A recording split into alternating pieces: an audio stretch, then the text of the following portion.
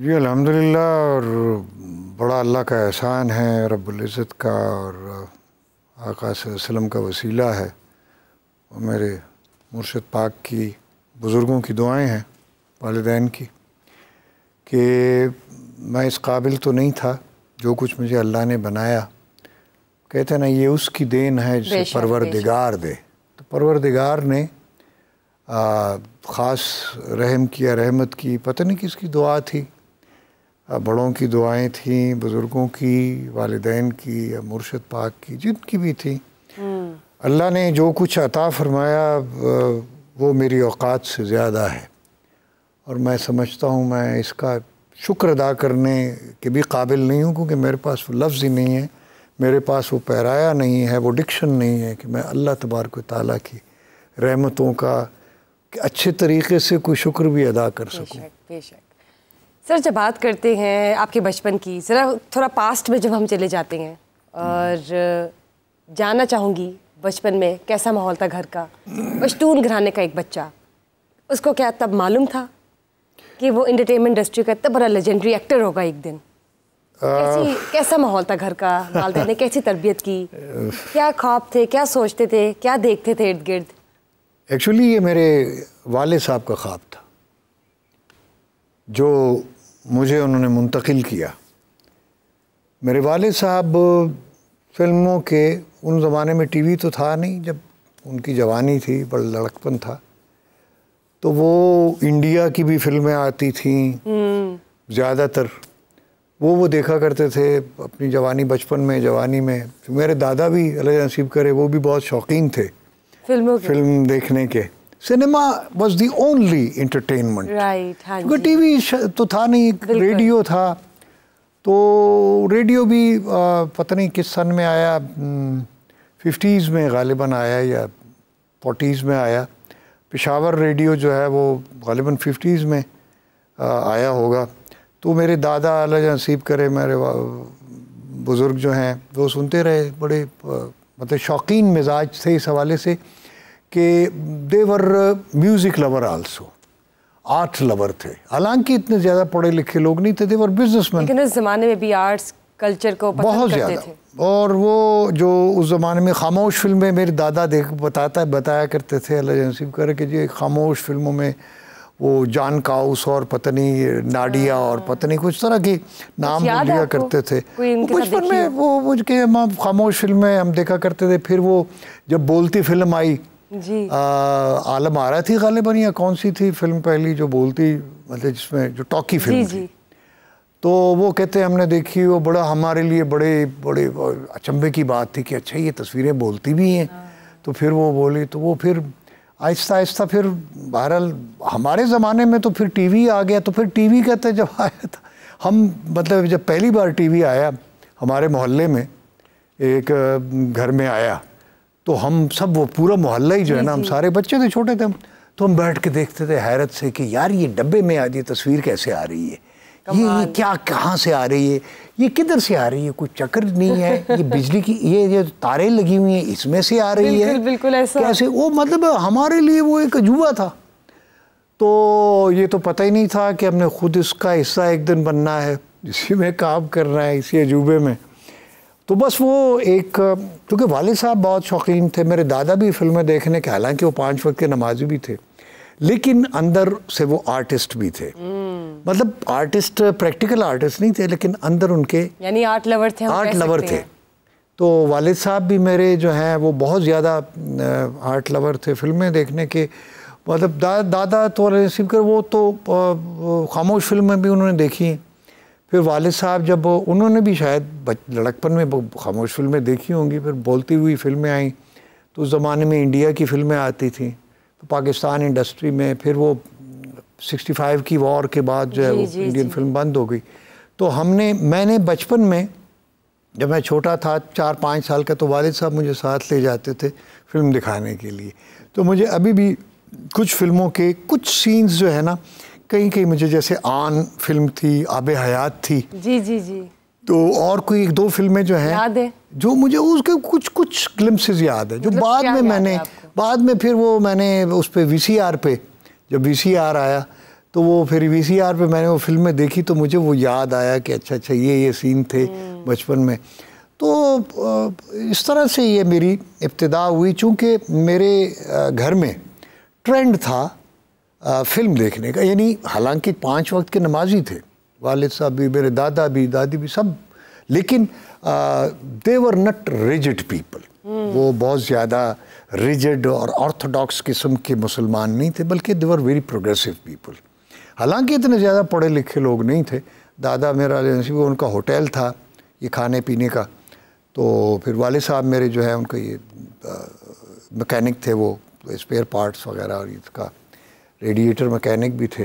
लेकिन आपके साथ साथ आपके बाकी बहन भाई कितने, और आपके कितने बहन भाई थे और कौन कौन इंटरेस्टेड था, किसको शौक था फिल्मों का आपके साथ साथ? मेरे अलावा किसी को नहीं था, किसी को भी नहीं। हम मतलब मेरी 5 बहनें हैं अल्हम्दुलिल्लाह, और हम कोई मतलब 6 भाई हैं 2 माओं से। मेरी 2 वालिद साहब ने 2 शादियाँ की थी, तो 2 बहनें और 1 भाई हमारे स्टेप हैं, हमारी दूसरी वालदा से हैं, और हम जो हैं वो 9 हैं। यानी माशाल्लाह सब में इत्तेफाक है। जी अल्हम्दुलिल्लाह, बड़ा अल्लाह का शुक्र है। और हम वो जो हमारे दूसरी वालदा के जो बच्चे हैं उनसे भी मिलते हैं, उनसे भी हमारा प्यार है, और वैसा ही है जैसे अपने जो सगे भाई। सर जब बात करते हैं लड़कपन की, आपकी टीनेज लाइफ की, तो रेडियो से आपने शुरुआत की जी, तो कैसा था तब का एक्सपीरियंस, तब का रेडियो, वहाँ पर माहौल कैसा था? एक्सपीरियंस शेयर कीजिए। और आपका उर्दू में जो था, मतलब आप तो पश्तून थे। जी जी, मैं पश्तो स्पीकिंग। तो उर्दू इतनी फ्लुएंटली कैसे बोल लेते थे? शौक़, क्योंकि हम जो बचपन में फिल्में देखते थे, वालिद साहब भी, मैं 3-4 साल का था तब से मुझे वो लेके जाते थे गोद में। तो सर किसी से ट्रेनिंग नहीं आपने ली? खुद सीख ली उर्दू? हाँ हाँ, मैंने वो कोई मेरे हम पश्तो स्पीकिंग है, घर में पश्तो ही बोलते वालिद साहब। ज़बरदस्त, आप तो फिर बॉर्न एक्टर हुए कि आपने खुद ब खुद उर्दू सीख ली? मैंने फिल्मों से, रेडियो से, ड्रामों से मैंने उर्दू सीखी। ज़बरदस्त ज़बरदस्त। और फिर मैं किताबें उर्दू की पढ़ता था, स्कूल में भी ज़ाहिर उर्दू। तो उसके बाद फिर मैंने ये जो जासूसी किताबें नहीं होती, इब्ने सफ़ी और ये वो, ये मैं पढ़ता था बहुत ज़्यादा। अभी भी आप जिस तरह उर्दू बोल रहे, लग ही नहीं रहा कि आप पश्तून हैं। जब आप पश्तून बोलेंगे तो लगेगा कि शायद आपको उर्दू नहीं आती। हाँ, ये this is called being a great actor. पता नहीं ग्रेट है या क्या है, बस ये अल्लाह की देन, ये उसकी देन है जिसे परवरदिगार दे। बंदा कुछ भी नहीं है, जो कुछ वो करता है तो ये अल्लाह की उस पर मेहरबानी होती है, उसका हुक्म है, हुक्म इलाही, इज़्न रब्बी है, उसका इज़्न है। तो मुझे चूँकि हमारे ज़माने में जब हम छोटे थे तो उर्दू और पंजाबी फिल्में आती थी, तो इस वजह से मैंने ख़ास तौर पर उर्दू पे स्कूल में बहुत तवज्जो दी। जो घर में तो पश्तो बोली जाती थी या हिंद को कुछ बोली जाती थी, पश्तो खैर चूँकि हमारी घर की ज़बान तो पश्तो ही है। वैसे सराउंडिंग्स में इधर उधर जो है हिंद को स्पीकिंग भी थे, लेकिन हिंद को स्पीकिंग इनको में और उर्दू में बड़ा फ़र्क है। कुछ थोड़ी बहुत पंजाबी से मिलती जुलती है, लेकिन उर्दू बिल्कुल एंटायरली उससे। लेकिन उस ज़माने में कोई फेवरेट कैरेक्टर्स आपके? मेरे बड़े फेवरेट आपने ली हो, जिनकी एक्टिंग करते हो शीशे के सामने? मैंने बड़ी वो, मेरे उस्ताद ही बहुत हैं। मैं तो रास्ते पे चलते हुए लोगों से सीख लेता था। कोई फ़कीर है, मांग रहा है, वो कैसे बैठा है, कैसे चल रहा है। कोई मज़दूर है, उसने कैसे बोरी उठाई हुई है। कोई अंधा है, वो मांग रहा है, वो कैसे मांग रहा है। मैं तो ये, मेरी तो सारी ज़िंदगी ऑब्जर्वेशन में गुजर गई, मुशाहिदे में ही गुजर गई। मैंने बचपन मेरा जो है वो इतना मुशाहिदा मैंने किया कि मैं एक मतलब कोई अंधा है, वो जा रहा है तो मैं उसके साथ जा रहा हूँ, उसको देख रहा हूँ वो क्या बोल रहा है, कैसे बोल रहा है। कोई फ़कीर है, मैं उसके साथ बैठ गया, उसके साथ गप लगा रहा हूँ। कोई मतलब है सफाई करने वाला है तो उसके साथ बैठ गया मैं। यानी जितने भी हमारे माशरे में इर्द गिर्द के किरदार थे, को मोची है तो मोची के साथ बैठा, मैं देख रहा हूँ ये टांका कैसे लगा रहा है, मतलब है वो कैसे सी रहा है, जूती कैसे गांठ रहा है। तो मैं तो जिस तरह नान भाई है, मैं रोटियां लेने जाता था ना नान भाई की दुकान पे, तो मैं देखा करता था कि वो कैसे पेड़ा बनाते हैं, कैसे वो लगाता है, कैसे वो तंदूर में वो लगाता है। ये सब मेरी ये कुदरत की तरफ से था। वो कहता ना, ई सादत बज़ोर बाजू नीस्त तो न बख्शत खुदाए बख्शिंदा। ये कोई ताकत से, कोई हुनर से, कोई ये एक दावा करता है ना कि जी मैं बड़ा ज़हीन था, मैं बड़ा ताकतवर था, मैं फलाना था। जैसे एक पहलवान कहे कि जी मैं बचपन से बड़ा ताकतवर था।